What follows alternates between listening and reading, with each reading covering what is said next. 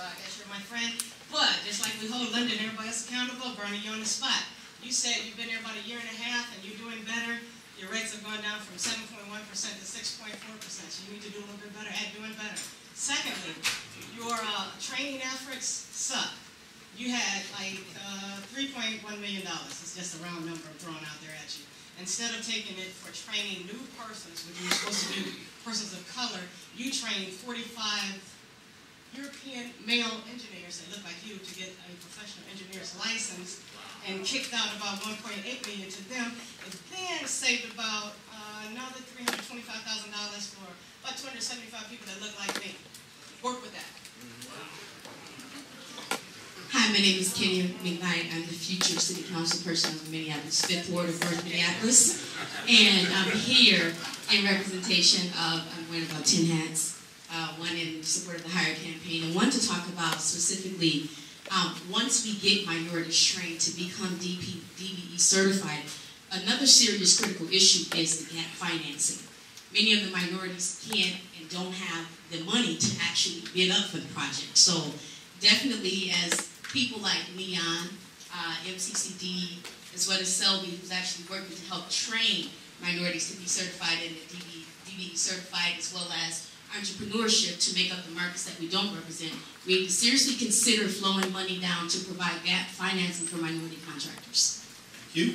All right, next stand, we're looking for folks to offer their views. I keep hearing the question, minority or women. What's the difference? Okay, you got that question? Well, I don't, one thing I want to say about the difference is, it used to be minority participation. That was the goal, just minority participation. Then, all of a sudden, women are minorities, and so now women get the lion's share of the DBE dollar, year after year. Thank you, Congressman. I guess I wanted to say a couple of serious things, too. We heard about what happened to Mortensen. At one time, Mortensen said they couldn't do it, but we met with Mr. Bale.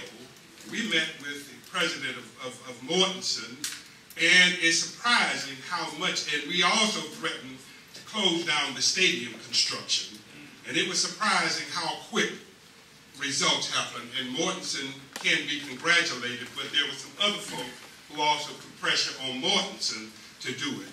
I think that one of the things we need to make sure of is that this is blatant institutional racism.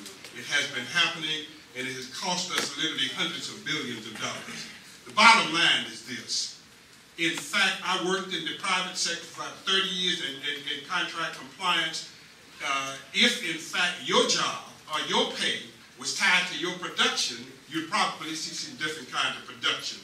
If, in fact, the contractors were told on a regular basis, starting on a monthly basis or a quarterly basis, that either you're going to have the contract or not have the contract based upon your performance, and you held them accountable to that, then that means that you are serious because you tie the money and you tie performance appraisal and you tie compensation directly to production.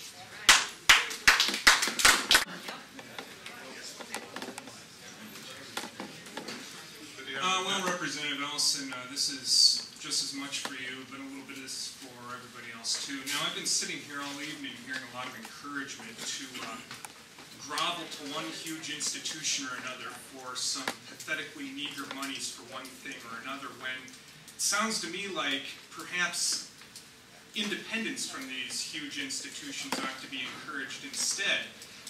Now, there is a great enabler in all this that causes all these problems that you talk about. It's the Federal Reserve System. And there was a bill before the United States House of Representatives a while back to audit this, to see what they're doing with all the money. But, Representative, you would not support it.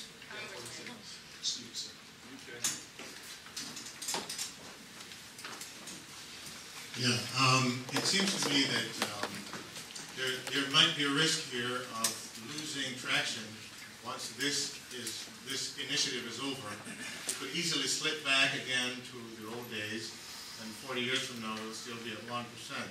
What can we do between, say, the contractors, National Association of Contractors, minority contractors, and the MnDOT to form an ongoing review process that the minority contractors would have an input in and a review saying that would have teeth in impacting who gets a contract the next time around.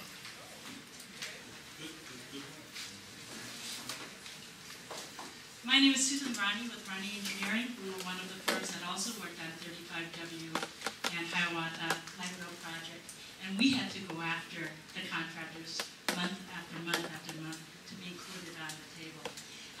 Our neighboring, I think leadership matters a great deal, and I'm glad to hear that Tom Sorrell is very interested in improving the outcome of minority and women-owned business contracting.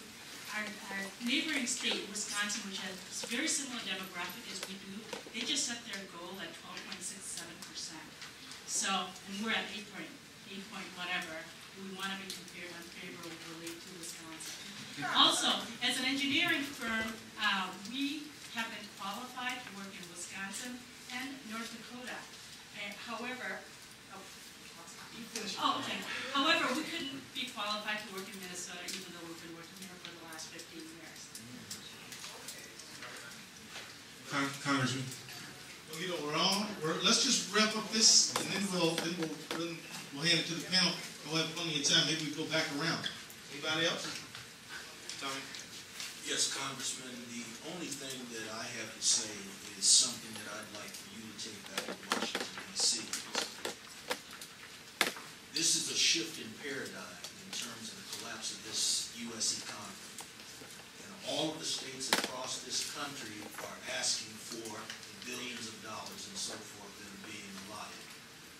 I would not allot not one other dollar unless I put an enforcement arm into place. And what I'm talking about, I would have a slew of warrant officers, just like the Army used to have, to go to every base and make sure that it's functioning properly. And if it is not functioning properly, they get no more dollars. None. Not $1 should go out. At this point in time, you're sending out money, but you're putting it into the same system again. There's no guarantee that they're going to do any better. Thank you. Yes, ma'am. Hotep, my name is Ora Holtz, and I am not a minority. I'm a person of African descent. So I have two comments.